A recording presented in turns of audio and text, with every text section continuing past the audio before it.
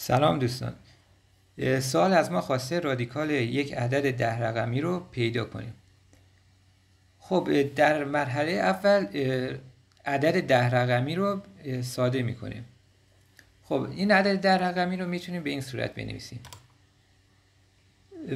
بعد میتونیم این عدد تجزیه شده رو میتونیم به صورت تواندار بنویسیم، یعنی 4444 ضرب در 10 به توان 6 به اضافه 22222 ضرب در 10 به اضافه 5 میتونیم بنویسیم.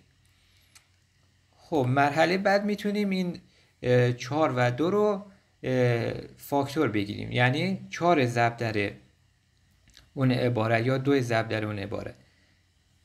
خب حالا ما میتونیم از این نکته استفاده کنیم و به جای 1111 این عبارت کسری رو بذاریم و به جای 1111 هم این عبارت رو بذاریم.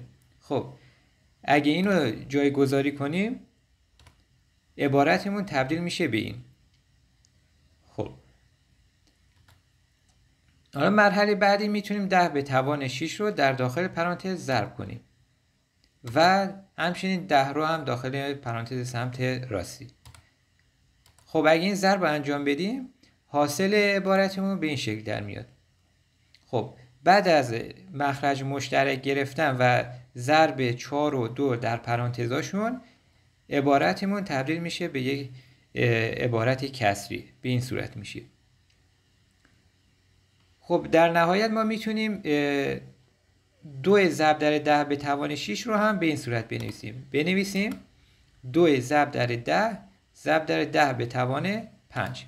خب که در نهایت تبدیل میشه به این، میشه 4 ضرب در 10 به توان 10 منهای 20 ضرب در 10 به توان 5 به اضافه 25 تقسیم بر 9. خب که اگه دقت کنی اینم برابر میشه با اتحاد مربع، صورتمون تبدیل میشه به اتحاد مربع. خب پس این عبارت اون عدد 10 رقمی تبدیل میشه به این عبارت کسری. خب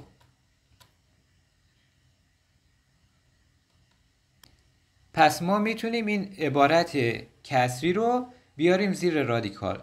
پس اون رادیکال 10 رقمیمون در نهایت میشه این رادیکال سمت راست میشه.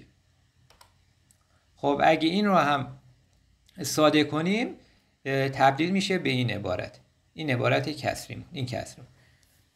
خب که این هم اگه ساده کنیم تبدیل میشه به این و در نهایت جواب این رادیکالمون میشه 66665.